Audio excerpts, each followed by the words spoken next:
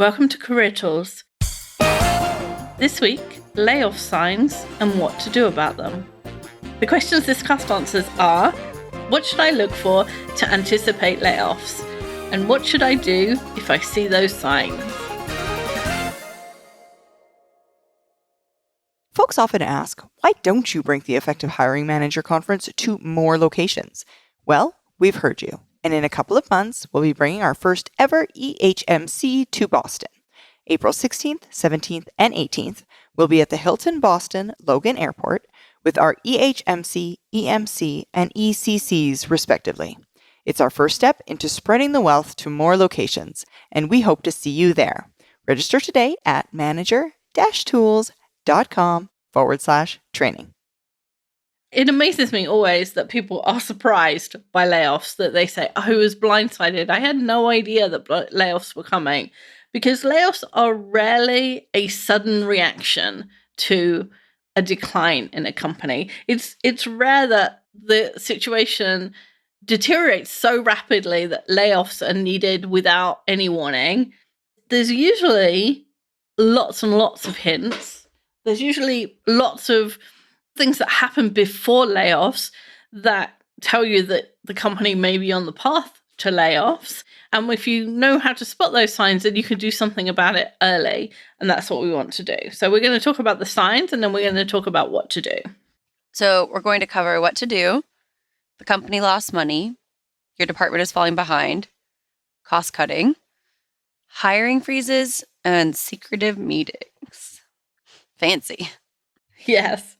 We're going to start with what to do, because in the second half, we're going to talk about the scenarios, the situations you may find yourself in. And what we want to do is make sure that if you suddenly realize that's the scenario that I'm in, that you know what to do. And different scenarios give you different hints on how long you have. So the company will be doing different things depending on how far they are down the road towards layoff. And that gives you a hint as to how long you have to find a new job. And we have lots of casts that cover the type of things we're going to recommend now in more depth. So we're going to refer to other casts a lot so that you can go and find deeper information if you find that that's the thing that you need to do. The first thing that we recommend that you do is print your contact information. And we mean the contact information of other people, right? So in our previous guidance about layoffs, we have a cast called the Annual Layoff Immunization. And we recommend that you print the contact information that you have on people. Most people responded to that by asking if we had joined the 21st century. And then, do you guys realize that contact information is available online? Which is really, that's adorable. Since your access to online information is predicated on your position and all kinds of things. So we're just going to go ahead and say it. It's been 11 years and we still think that you should do this immediately. Print your contact list. You might lose access to your work email, your work phone, your tablet, other electronics overnight. You might be frozen from your things. And if you lose access, you won't have access to these contact details. And if you think you know someone's email address, I promise you, you don't. Even if the format for their office is, first initial, last name. Okay, great. I know 3 people at my previous company whose names are Dave Johnson. So good luck with that. It's slightly ludicrous to assume that you'll have access to that. My dad doesn't have a middle name. And when they did the email addresses where he used to work at British Airways, you had to have a middle name. So they invented one. So he was, I don't know, Irving J. Lord, but there's no J. If you knew him, I'm not sure you would have known his middle name. And even if you knew that he didn't have one, you wouldn't have been able to guess his email address. So true. Also, just even in terms of phone numbers, the only phone numbers, I guess, that I still have memorized are landlines for family members. I mean, I know my own cell phone number, but that's it. We have a contact sheet as well. I keep a card in my wallet that has people's numbers written on it because otherwise there's no way to get a hold of them. And so you need to sync your contacts, go in, sync your stuff, your phone, your, Outlook, whatever it is, from everywhere to your email, and then print them out and take that list home. Also, you should do this once a year, regardless. So make sure specifically that you have all of your work contacts, any recruiters you know or would like to know, include internal contacts to departments. HR is the obvious one. And you might have a separate payroll department, pensions, an alumni department that you'll want to contact later. You need to know how to get a hold of them. In addition, you really probably want to make sure that you have access at home to business news or other services that you want to continue. So, for example, if your organization pays for your subscription to, industry magazines or things like that, you want to make sure that you've continued that service yourself, because changes to the access might require emailing a new password to your work email address, and that might no longer exist, or you might not be able to access it. And then suddenly you don't have access to industry publications, which might actually be something that you really need coming up in order to know where you might want to look for a job. Yeah. And that happens once a week. Once a week we get an email from someone that says, hey, I had a manager tools license. It was going to my work email address. They've changed the email addresses. I no longer have access to it because I've changed jobs. I've left that company, and they're putting in, a password reset, and it's going to that email address that they can't get to. So there's all sorts of reasons why you might lose access to something and then need to do a password reset that goes to your business email. But layoffs are one of them. And so doing something in advance of that to make sure that you still have access after you've gone is a smart thing to do. Absolutely. And it's really simple. It's probably 15 minutes worth of work max. And then you have it. Right. And then you're set. So that's first. Second, inventory your desk. Layoffs often cause a sudden loss of access to everything that's on your desk and your desktop. So inventory your desk for all the things that you might find helpful in your next role. Look at documents you've created that you might find useful later, presentations you would like to refer to when interviewing, something like a useful information file, a record of the meetings from your calendar. If you do a search on your hard drive for all the documents you've created or opened in the last year, you should find the most useful documents that you would need. And if they're older than that, they're probably not as useful as you hope, right? Because they haven't been accessed recently. So you're looking at something that's probably obsoleted just over time. Once you have those documents, once you know what they are, email them to your personal email address and download them at home. And we don't mean just email them. We actually mean download them, because a link might be something you don't have access to in the future either, right? Especially if it's an internal link. So you have to download it at least. You don't have to print it, but you do have to download it so that you really have the document in your hands. And there's a difference between things that you might find useful later that you created that are your personal shortcuts to things versus downloading a bunch of company information that you could use later to set up a competitor. That's completely different and is not necessarily illegal, but it's definitely in that gray area of being unethical. So we're talking about personal documents that you created that are shortcuts for you, that are things that you can use to be effective in another job, not competitive information. Mm-hmm. Even small things, like your personal travel information might be saved on your work computer.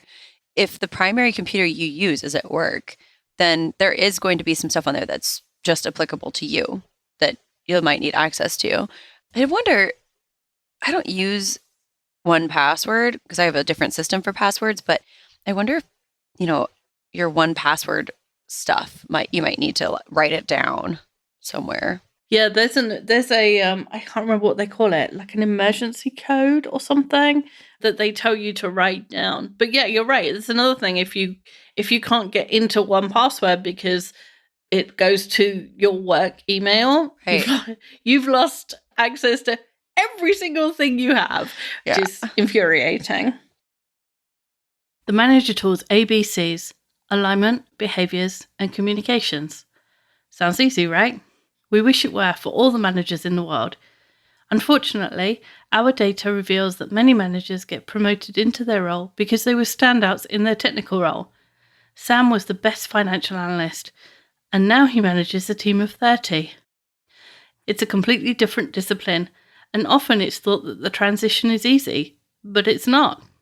If you have several managers in your organisation who fit this pattern, let us bring out effective manager training on site to your organisation. To learn more, contact Maggie at manager-tools.com, or check it out by going to our website and putting #organizations in the search bar. Okay, next, this is one of my favorites. Review your finances. If there's even a hint of a layoff, like a breeze nearby that smells like layoff, you need to start saving money right now. And I mean, I don't know, maybe I'm overly cautious. I would say that's the case for many people regardless. When we talked about this previously in our Getting Laid Off Finances Rule podcast, we said that our experience tells us that what most managers do when they're laid off, even if they have some sense that things are not going well and might reasonably be expected to think about what might happen to them if the axe does fall, they think about getting another job. And here's the problem with that conventional wisdom. Managers start thinking about finding another job, but they don't think about what they're going to be doing for 60 days after the layoff when, for whatever reason, they haven't found a job. Of course, finding a job is the solution. It is the way out. And managers routinely underestimate how long a job search is going to take. Many times when there's a hint of a layoff, managers and professionals, they put their head in the sand, kind of, right? They pretend they haven't noticed the hints. And these are the people who suffer when there are layoffs. You should act now, review your finances with your spouse, increase your liquid capital, assume that you would be out of work for 6 months or more. And if you get a job before then, or you're not laid off, hey, you can take a vacation or spend that money on something fun or, do a, interior decorating update or a remodel in the kitchen, something like that. Yeah. But don't spend it all. You never know what's going to happen. And having 6 months of salary saved for emergencies gives such a solid peace of mind. It reduces the amount of fear associated with this situation. And it means that you don't have to accept a job, really. If what you're thinking is, no, I'll get another job. What it means is you don't have to accept the first job. You could say, oh, this isn't exactly what I want. Maybe I want to wait for the next job because we'll be okay for 6 months. So, something to think about. Right. When people ask us, or they send us emails and say, I've applied to 20 jobs and I haven't got anything. One of the questions I always ask is, how long do you have? How much, and it's a very indelicate question, but it's hard to ask in a tactful way. But basically what I mean is, how much money do you have and how long will that last you? Because if you only have 4 weeks of money, then you have to get a job in 4 weeks.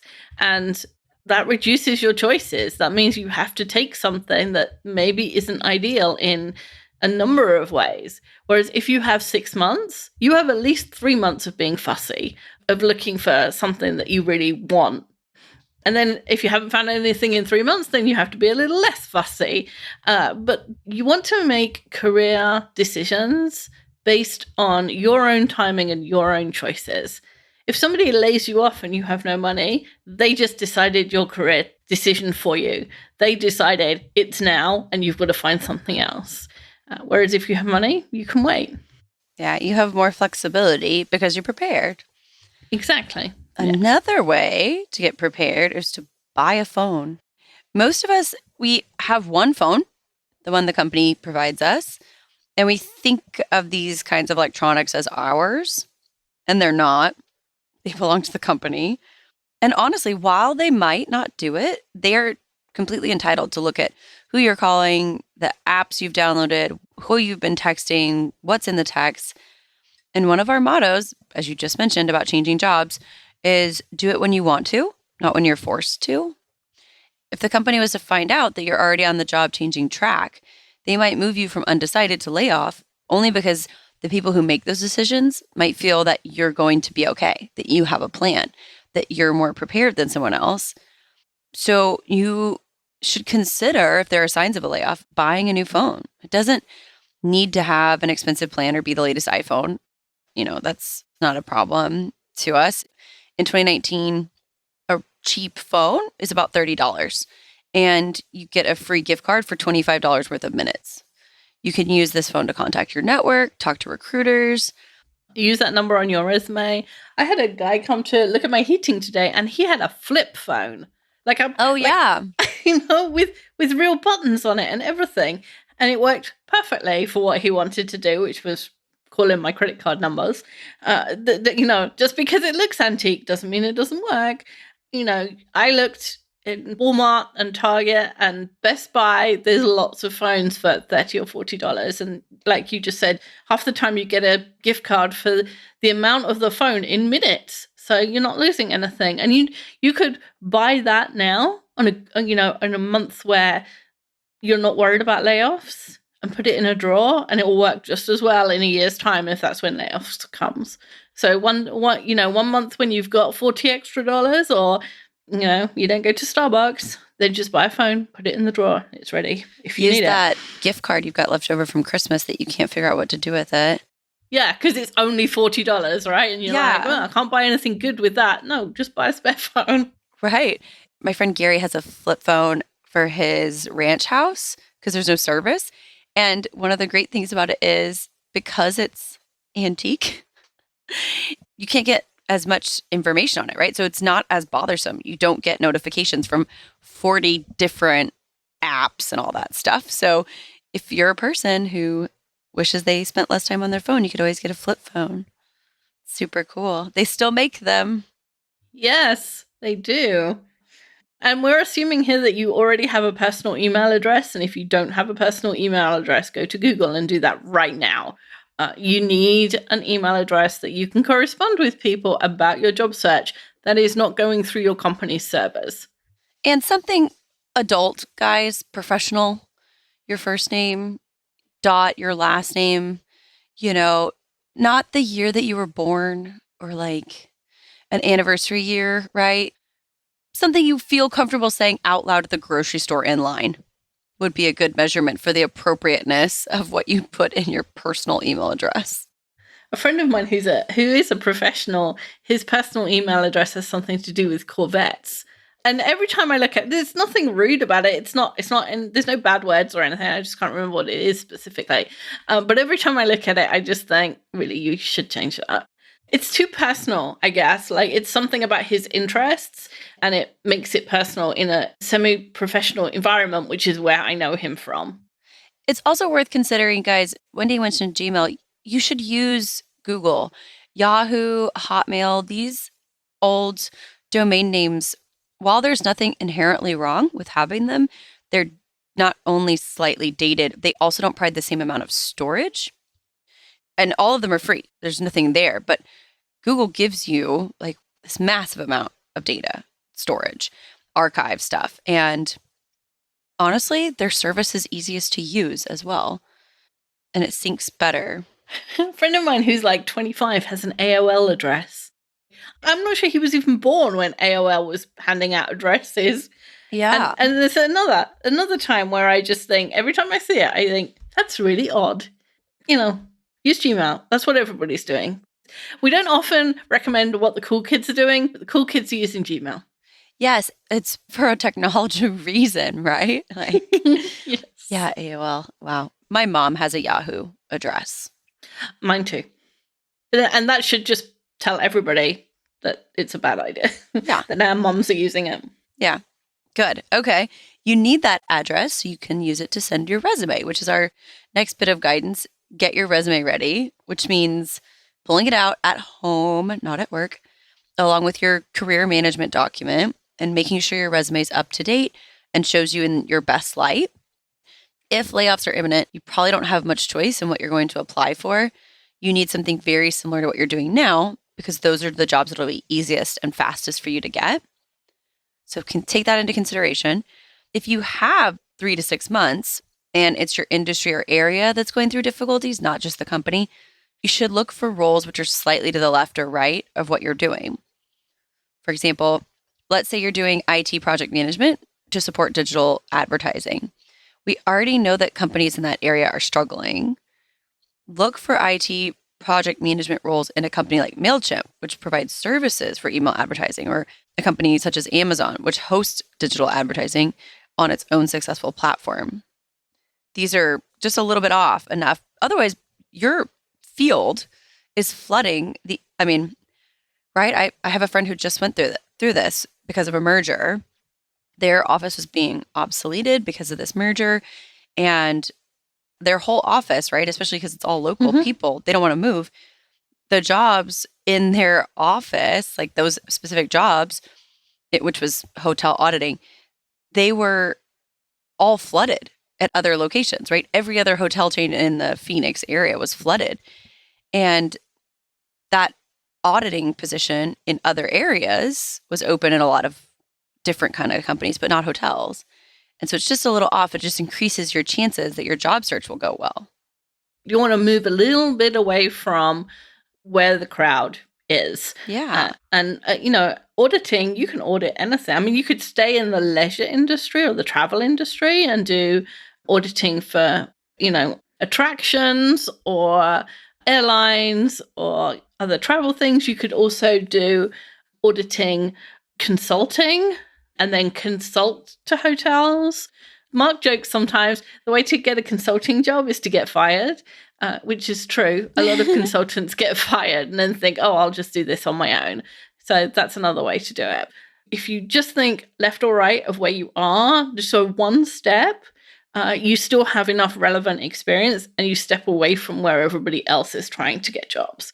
And the further away that you think layoffs are, the further away you can move from what you're doing now. So often people say, how do I change from being an accountant in an IT firm to working in a nonprofit? That's a big jump because you're working currently for a commercial company into nonprofits. There's a lot of people whose entire careers are in nonprofits. And so if it's you against somebody who has an entire career in nonprofits, then the nonprofit will choose that person.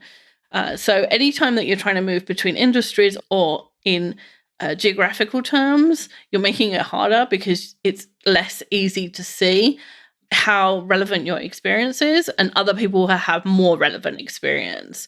So the further away the layoff, the further you can go from what you're doing right now, because you have time to find the person that you can convince that you're a safe bet, even though you're moving industries. If you need something right now, then you need to find something as close to what you're doing right now as you can, because that's the thing you can be most convincing about in an interview.